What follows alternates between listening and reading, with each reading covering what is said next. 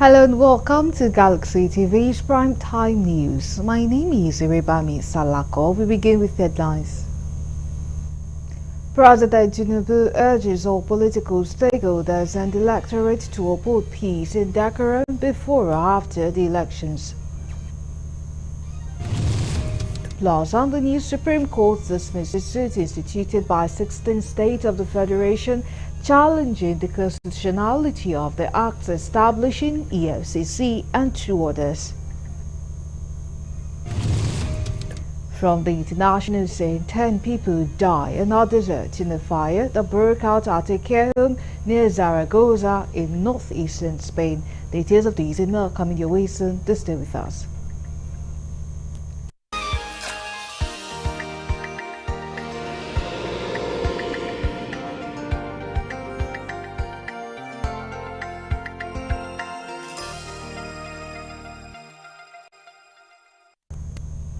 Benny, thanks for joining us at this time. Now details of the news. President Bola Tinubu has bestowed the posthumous commander of the Federal Republic CFR National Award on the former Chief of Army Staff, late Lieutenant General Taoreed Abiodun Lagbaja. President Tinubu made the announcement at the final interment of the late COAS at the National Military Cemetery in Abuja on Friday. Correspondent Nabuchi Kenabuchi sent in this report. Senior government officials, top military brass and members of the diplomatic corps all converged at the military cemetery to pay the last respect to the former #1 army officer in Nigeria. To the interment proper, it was a solemn occasion that caught the emotions of everyone present. General Lagbaja, a perfect gentleman, was being missed by those who had encountered him during his successful stint at the various military formations. Expectedly, it was an occasion of encomiums as dignitaries described the impact of the former general to help to combat insurgency, banditry and wanton kidnappers bedeviling the country. President Tinubu did not, however, mince words when he described the demised general as a trustworthy officer who gave his best to the service of his fatherland, a service he rewarded with a posthumous national award received by the deceased spouse.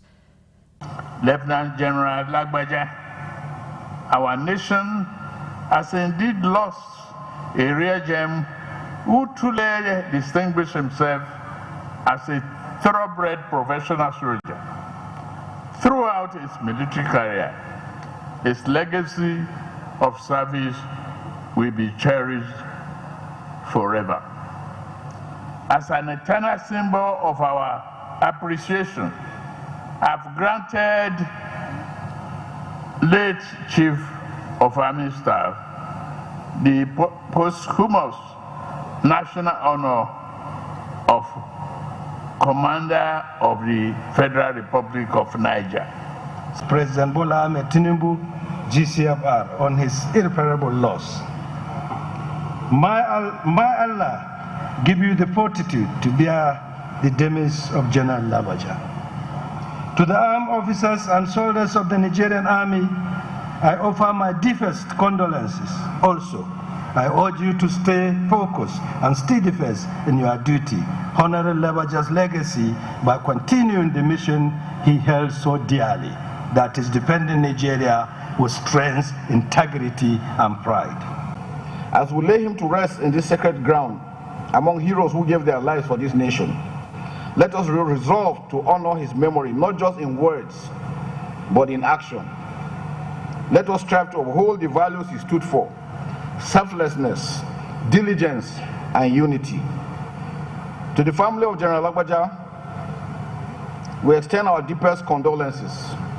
We assure you he is gone, but we are here. We will not leave you alone. To my fellow officers and men, let us use this moment to recommit ourselves to the ideals to which General Lagbaja stood for. Let us ensure that his sacrifice and service continue to guide our steps as we defend this great nation. High point of the event was a 20-gun salute, a minute's silence in honor of the former army boss, and laying of wreath by dignitaries at the event. The 23rd Chief of Army Staff died on the 5th of November 2024. General Lagbaja is the second Chief of Army Staff to die on seat after General Ibrahim Tahirou, who died on May 21, 2021. Not to other stories. As Ondo State prepares for its off-cycle governorship election, President Bola Tinubu urges all political stakeholders and the electorate to uphold peace and decorum and fulfill their civic responsibilities without fear before or after the elections. In a statement released on Friday, the Special Advisor to the President on Information and Strategy, Bayo Onanuga, said President Tinubu anticipates a democratic process in the state that will genuinely reflect the people's will and power to freely choose their leaders. Onanuga said the President commended the Independent National Electoral Commission (INEC) for its diligent preparations for the election, particularly its timely distribution of sensitive materials across all 18 local government areas in the state. He also acknowledges the deployment of security men to maintain law and order. He appreciates the assurances from the Inspector General of Police and the Chief of Defense Staff that the personnel will act professionally and adhere to the provisions of the Electoral Act to ensure a credible electoral process. President Tinubu reminds all political stakeholders, especially the candidates, that the people bestow the privilege to govern and this right must be respected and not undermined. He emphasizes that it is in the best interest of all Nigerians to ensure a free and fair election and consolidate our over 25 years of democratic governance.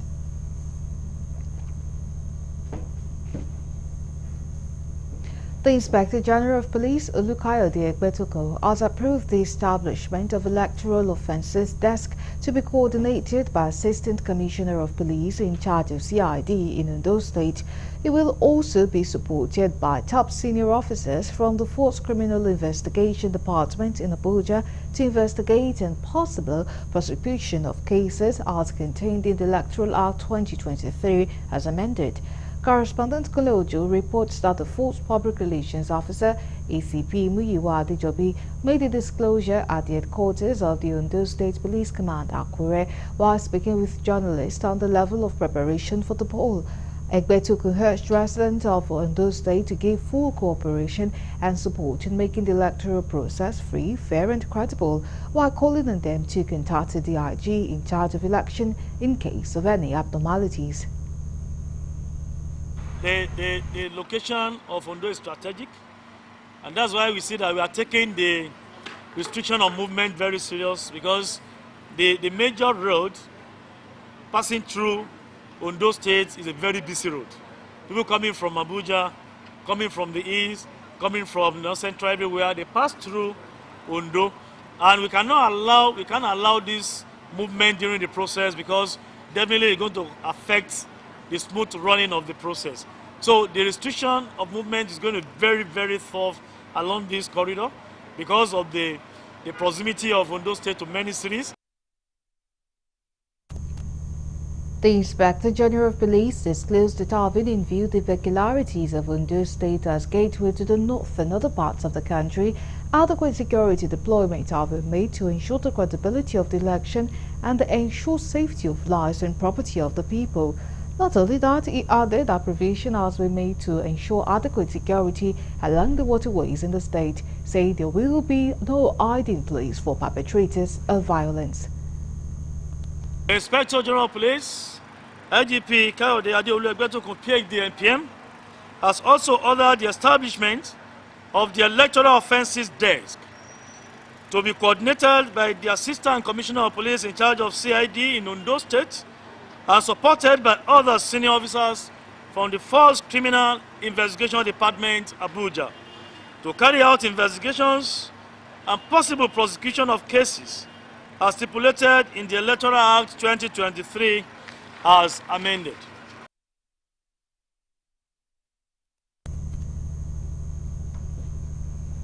Officers of the Nigerian Police Force on Friday led officers from other security agencies on a show of force ahead of Saturday's governorship election in Ondo State.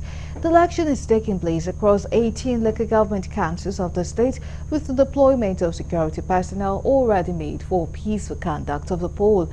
Correspondent Kulujo reports that the team took off from the force headquarters in Akure and moved round major streets of Akure, the state capital.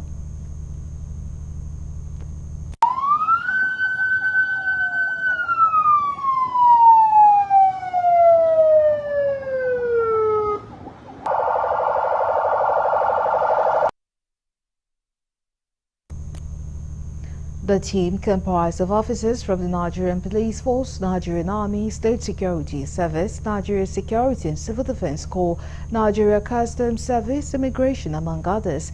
The exercise, according to the Public Relations Officer of the Nigerian Police Force, ACP Muyiwa Adejobi, was to sensitize residents and eligible voters in Ondo State on the need to conduct themselves in peaceful manner before, during and after the exercise. Adejobi emphasized the need for the people to abide strictly with the rules guiding the election and ensure compliance with the restriction of movement initiated by the police. Everything is dynamic. A place that you have analyzed to be free today might be violent tomorrow. So in security business, you don't actually remain constant. We have done our threat analysis, and that's why we have done deployment accordingly. But for now, I don't want to say a place is a flashpoint or a place is not a flashpoint. Like I said, a place that is not a flashpoint today might be a flashpoint tomorrow due to dynamism and dimensions any electoral process can take in this country.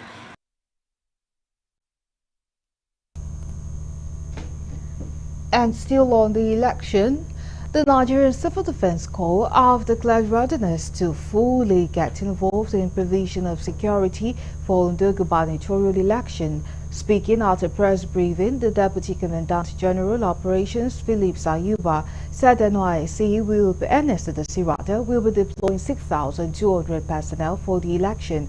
DCG Ayuba said the Corps have the mandate to monitor activities at polling stations during the voting exercise. He warned any potential troublemakers to steer clear from the state. Do you understand what I mean? It can start, I mean, that can be used to cause problems. You know? Because before you know it, some people can be mischievous and start video recording, you know, what's happening there. Are you getting my point? I'm addressing you because you are the one that asked the question.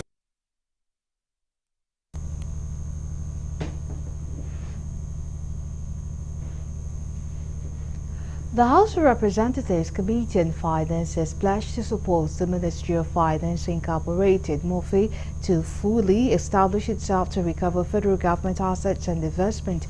During an oversight visit to MOFI's headquarters in Abuja, the committee's chairman, Honorable James Falike, commended the management team led by Dr. Armstrong Takang for making significant progress.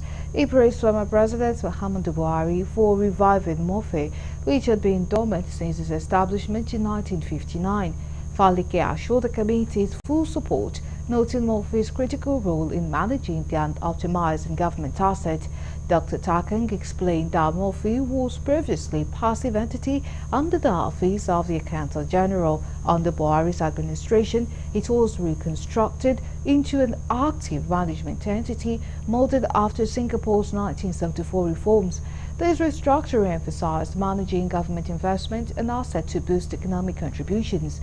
The restructured governance included a governing council chaired by the president, a board of directors led by Dr. Shamsuddin Usman, and an executive management team.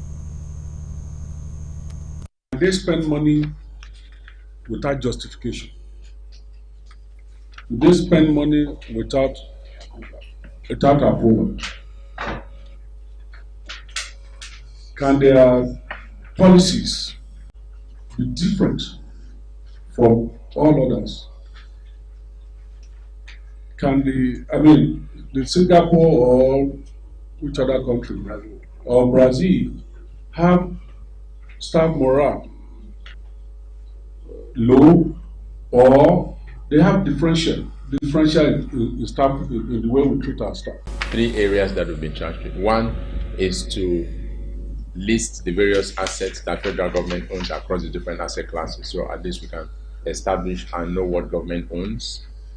Today you can tell how much government owes, but before now, it is difficult to say what government owns across the various asset classes. So the first thing that we've been charged with is to work towards creating that assets register so that there's visibility as to what government owns.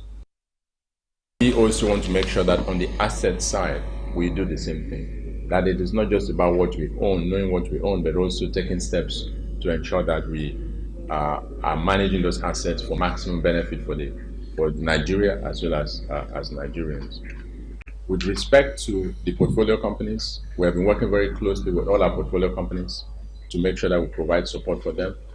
And had been dormant before the President Muhammad Buhari brought it up and reorganized it. You're still on to the news on Galaxy TV. Coming up next.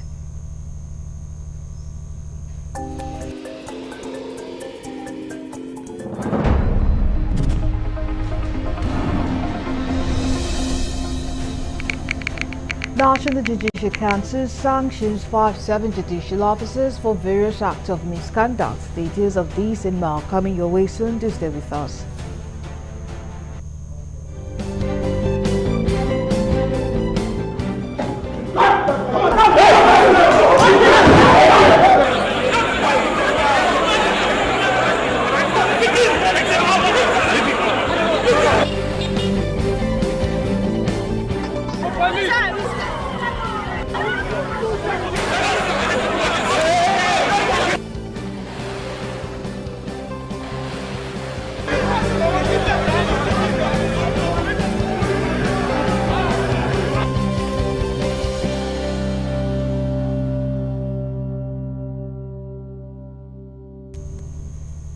We are glad to have you back. Now, for more updates and latest news, please visit our website www.galaxytvonline.com.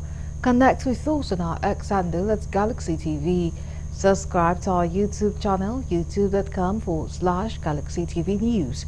You can follow and interact with us on our Facebook page, facebook.com/Galaxy TV.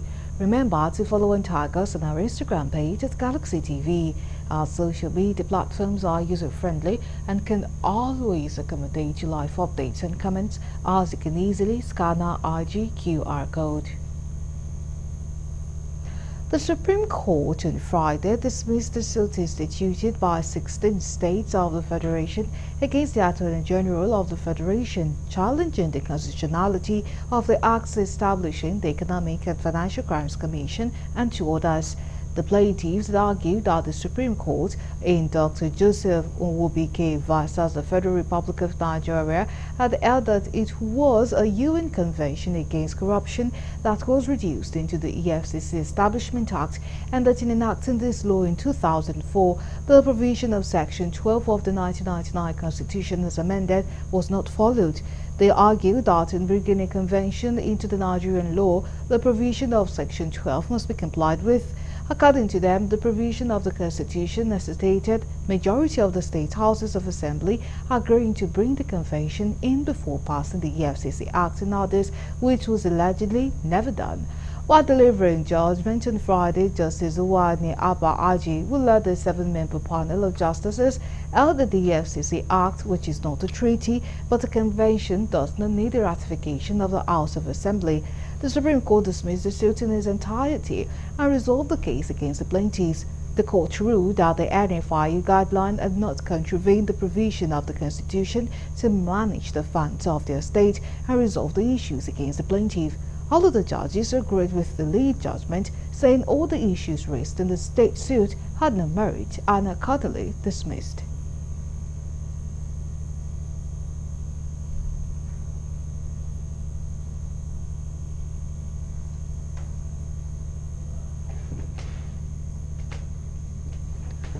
The National Judicial Council, under chairmanship of Honorable the Chief Justice of Nigeria, Justice Kudirat Kekere-Ekong GCON, in its 107th meeting of 13 and 14 November 2024, sanctioned 7 judicial officers for various acts of misconduct. Specifically, the Council at its meeting suspended Honorable Justice G.C. Aguma of High Court of Rivers State from performing judicial functions for a period of 1 year without pay, and also placed him on watch list for 2 years thereafter.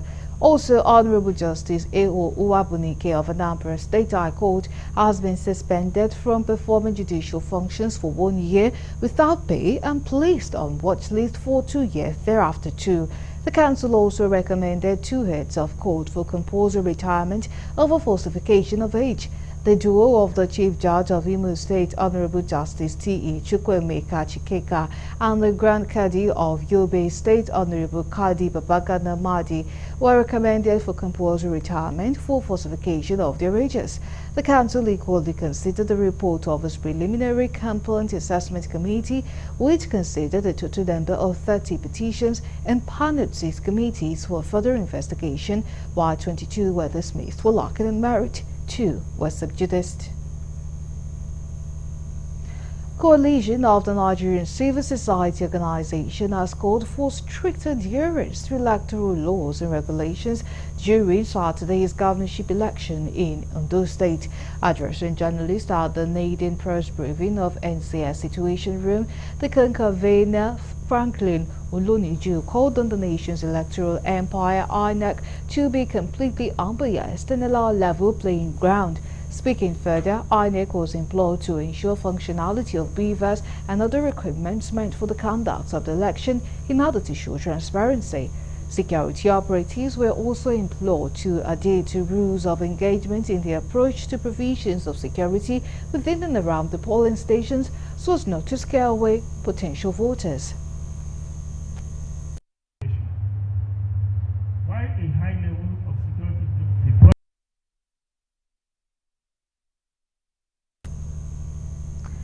The Joint Technical Committee on Security for Oyo and Ogun State have reassured residents and motorists that adequate security measures have been put in place to ensure safety of lives and properties during the Yuletide season, particularly broader areas and highways of both states. The committee gave the assurance during a special joint security meeting organized to strengthen safety modalities for both states, comprising heads of security agencies and security advisors to the governors of the 2 states, converged to discuss the security architecture within the border areas of both states.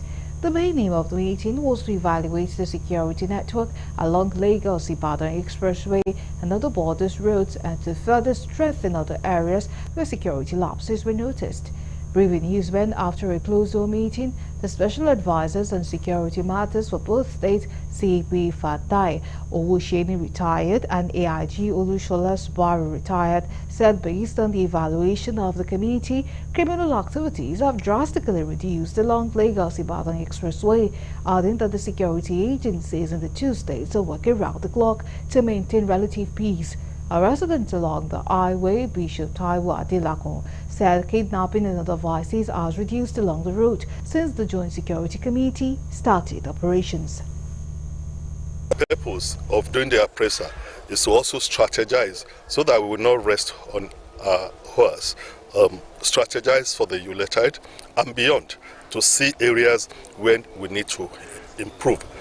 And that is what we've just done. Strategies have been put in place in order to give confidence to the motoring public, especially people that will be coming from diaspora for the festive period, that this axis in the southwest remains safe and secure, and that we do more, invigorate our measures. We have had peace in the last 1 year. The issue of banditry and kidnapping has reduced drastically on this axis. So I encourage them to continue. And I also pray for them and their families, that God will continue to protect them as they lay their own life down for those of people living here and those who are traveling on the express.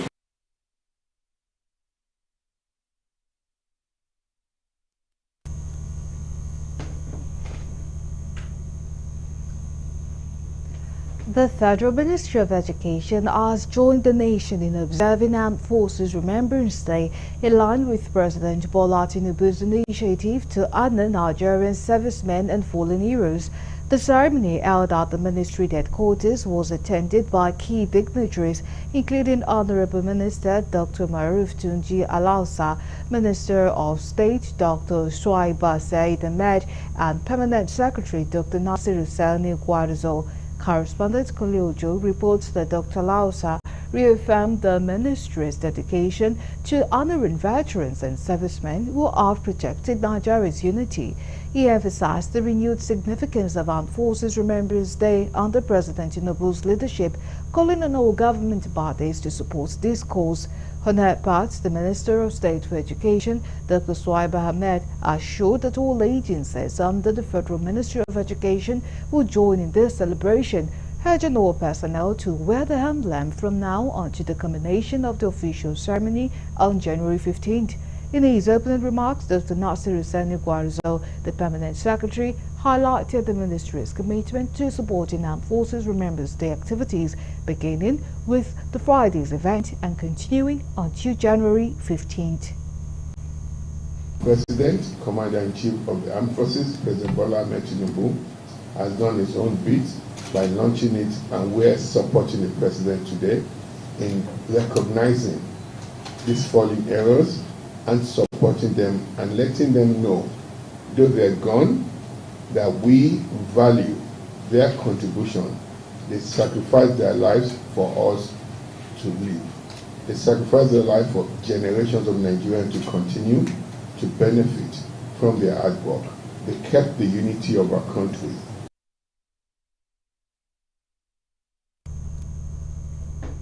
And to other stories, the Transmission Company of Nigeria, TCN, has successfully energized the Ugwaji Apero 330 kV transmission line.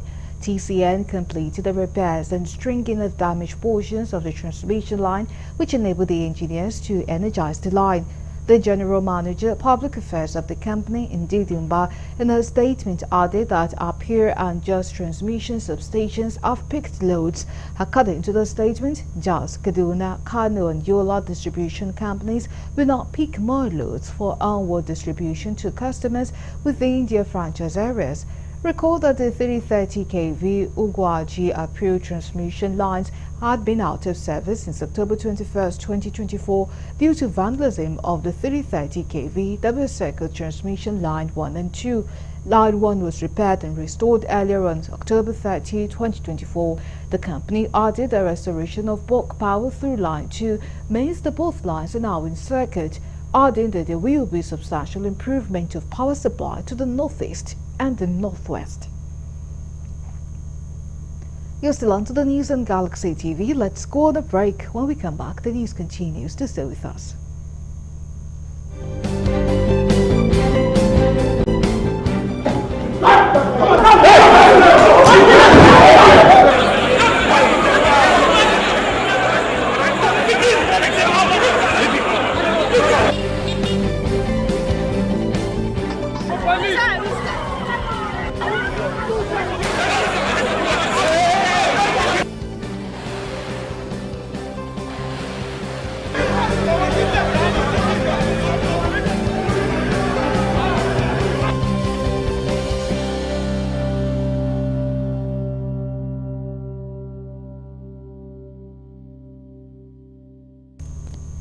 Many thanks for staying with us. Now carrying on with the rest of the stories, as part of measures to ensure that women take their rightful place in the digital space, the European Union, in collaboration with Stakeholders Democracy Network, has organized a one-day roundtable engagement with the theme Reducing the Digital Gender Gap in the Niger Delta.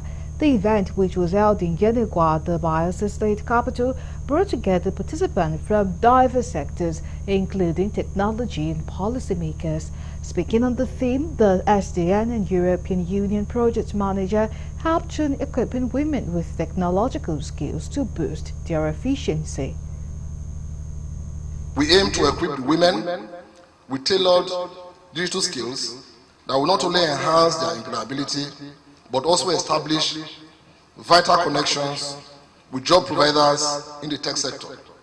Furthermore, we are committed to supporting women-owned businesses through comprehensive digital training, enabling them to thrive in an increasingly competitive marketplace. For our research, using the indicators that we have, access to the internet, access to mobile devices, skills and trainings, and participation of women in the digital workplace, what we found out was that gap is about 11% for the Niger. Educate our girls, our young women in tech, letting them understand that the narrative has to be changed. We have to make them understand that tech is the very industry we live in. That's the life we live in right now. So no one wants to be left behind. And to other stories, the National Agency for the Control of AIDS, NACA, says no fewer than 50,000 AIDS-related deaths occur each year in the country. The Director General, NACA, Temitope Ilori, stated this in Abeokuta during an advocacy visit focused on achieving an AIDS-free generation and building a sustainable HIV response in Ogun State. Correspondent Johnny Felix completes the story. According to the National Agency for the Control of AIDS, approximately 140,000 children between the ages of 0 and 14 are living with HIV, with 22,000 new infections discovered. The DG, represented by Dr. James Aneni, noted that despite the prevention of mother-to-child transmission, pediatric HIV coverage remains below 33% of the 95% target. He said Nigeria continues to face a significant challenge in preventing mother-to-child transmission of disease. Really, the expectation is to have an AIDS-free generation. At this point, we're trying to make sure all hands are on deck, that we are looking at all of the various resources available to us and holding ourselves accountable so that we can do more with reducing transmission of mother-to-child transmission, and therefore reducing the number of children that are born positive, that are born HIV positive. So that is really the expectation. The drive is to make sure we reduce the number of children that are positive as much as possible, reduce the number of women that are HIV positive, and even when they are HIV positive, that we identify them on time, put them on treatment, that way they are not able to transmit to their children. So those are really the expectation of this committee.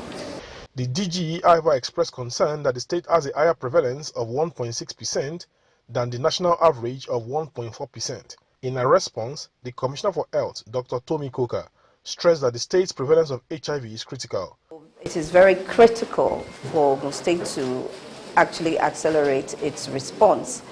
Particularly, we found that there are more children being born now with HIV, so we want to capture them as soon as possible to reduce the mother-to-child transmission. And also, we're hoping by the year 2030 that there could be a generation that is HIV-free. That is the national agenda, and Ogun State is aligning with this. And that's why the Director General of NACA has come to inaugurate this committee. There's a replica committee at the national level. We'll be overseeing the treatment of pregnant women to make sure that they have viral suppression, that they don't have enough viruses in their blood to pass on to their children. And also, we'll be testing the children of individuals that we know that are HIV positive to make sure that we identify the ones that are positive early and put them on treatment as soon as possible, so that there will come a time that we will have an entire generation that do not have HIV. The team also visited and inspected the new facility aimed at providing antiretroviral therapy. From Abeokuta, the Ogun State capital, John Felix reporting for Galaxy Television News. Goodbyes are only for those who laugh with their eyes, for those who laugh with their heart, and so there is no such thing as goodbyes, but love and last respect. These are the messages from family, friends and colleagues during the burial ceremony of the late Honorable Oladotun Olakunle on Friday, 15th November 2024, which is the funeral service, as family, friends and relatives converged from far and wide to bid their last respect, love and goodbye to the late Honorable Oladotun. Our correspondent Famous Amos reports that the heartfelt eulogy delivered at the funeral service by family and friends truly captured the essence of the late Honorable's life and the love he shared with others. He also met with few families, relatives and staff who had some nice things to say about him.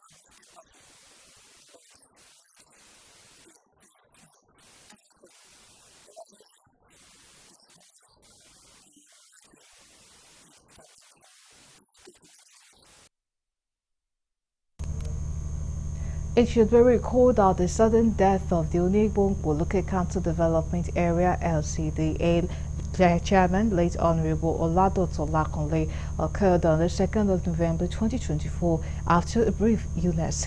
He was aged 54. Now we move to the international desk for more news.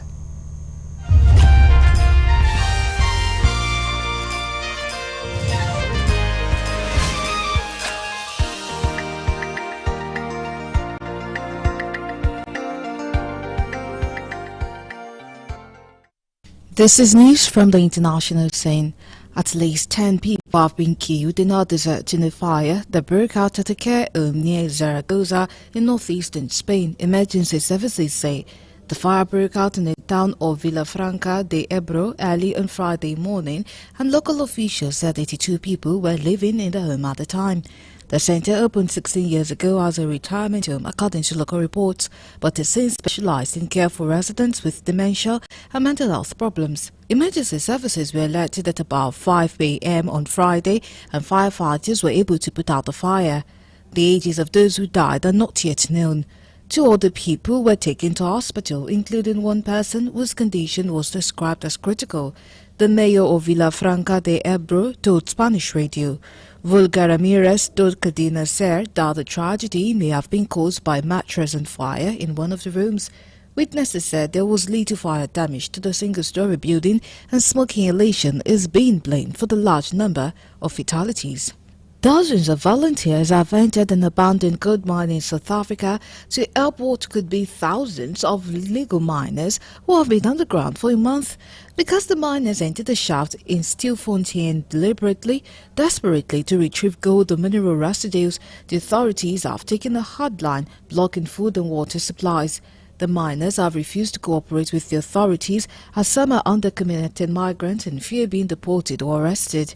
There are reports that the miners have been eating vinegar and toothpaste to survive while underground. It is feared that their health could be deteriorating and they may be too weak and frail to leave the mine themselves. Illegal miners are called Zamazama and operate in abandoned mines in the mineral-rich country. Illegal mining costs the South African government hundreds of millions of dollars in lost sales each year.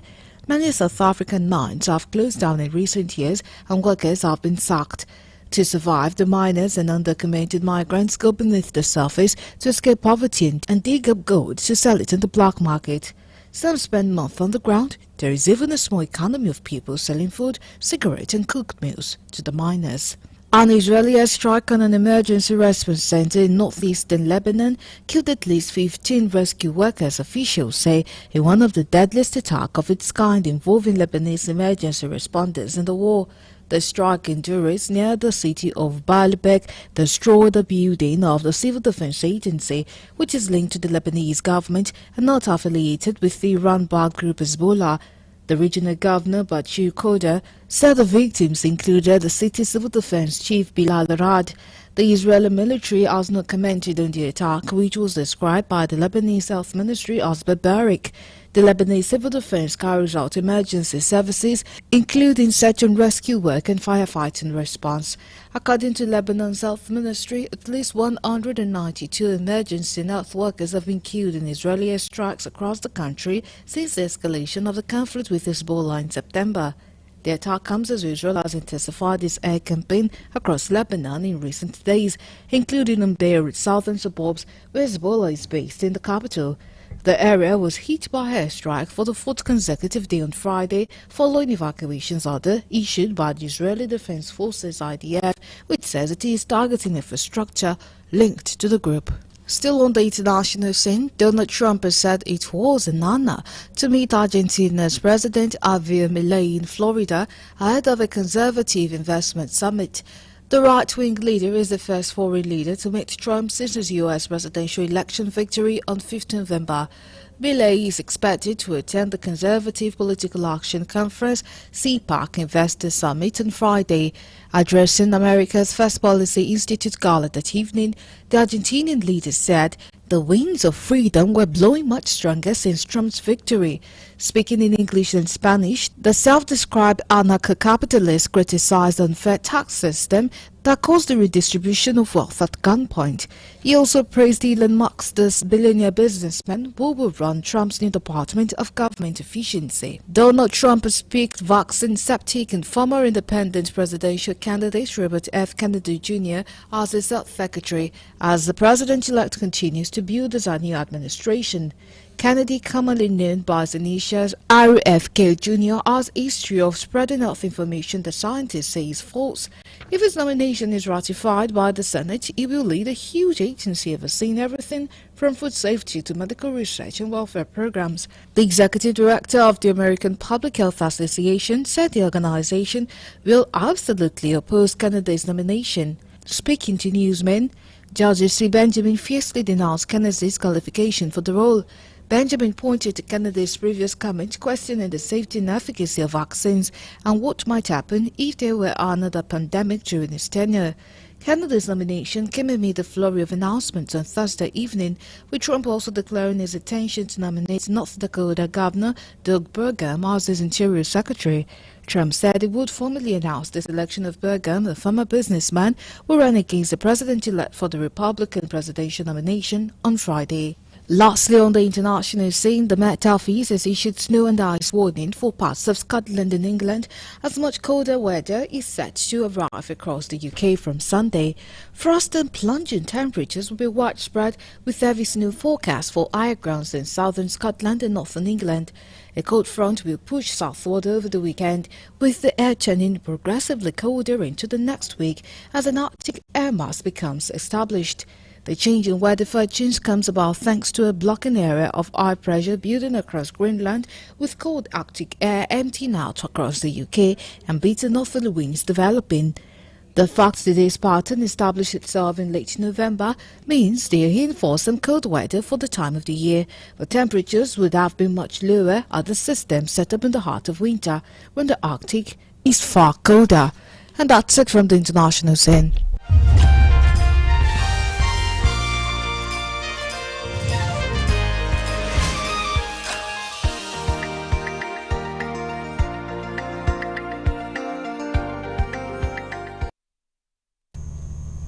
Coming your way next, entertainment news.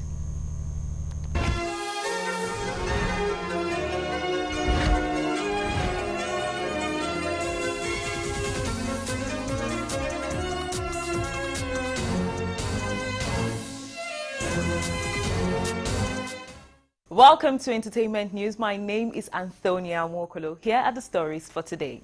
Nollywood actress Ibinabo Fibirisima has raised eyebrows following her link-up with Agatha Amata, the ex-wife of her ex and the father of her daughter, Fred Amata. Taking to her Instagram page, she shared a photo of her and Agatha with Peter Okoye's song Winning playing in the background with the lyrics, "I would rather congratulate you than hate you."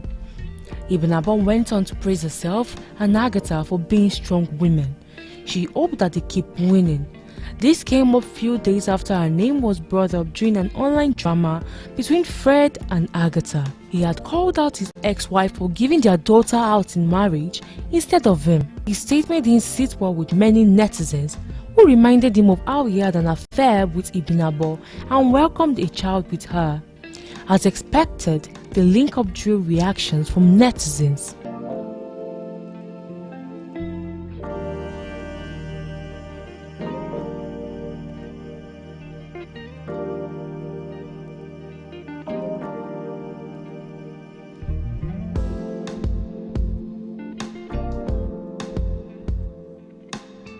Brother Naija, former reality star Neil Akpofure, switched his taste in women from beauty to Kura to Tolani Baj.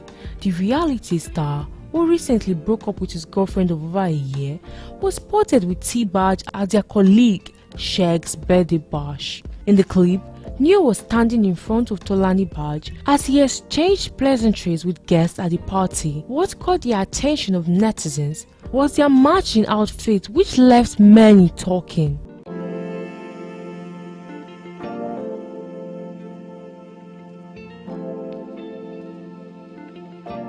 Nollywood actress and fashion entrepreneur Regina Daniels Wonko has gushed over her co-wife Leila Charani as she models for her brand.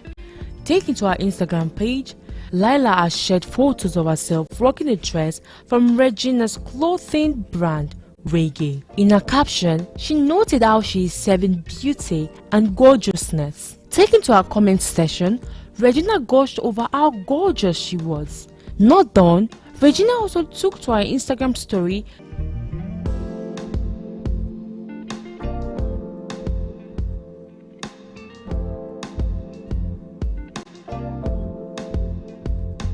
Nollywood filmmaker Chini Love has appreciated actresses Iniedo and Uche Jumbo over their sweet gesture to her newborn. Taking to her Instagram page, she shared photos of the Nollywood stars with her daughter as she revealed that Uche is her daughter's godmother. The actress expressed excitement at how the actresses visited her daughter and came with foreign currency.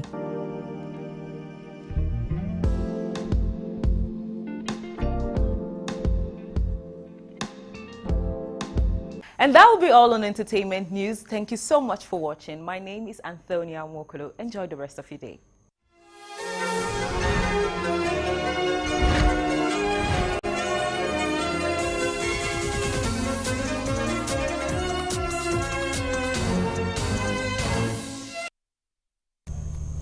And that is all we have for you. We thank you so much for watching. My name is Ribami Salako. So have a wonderful weekend.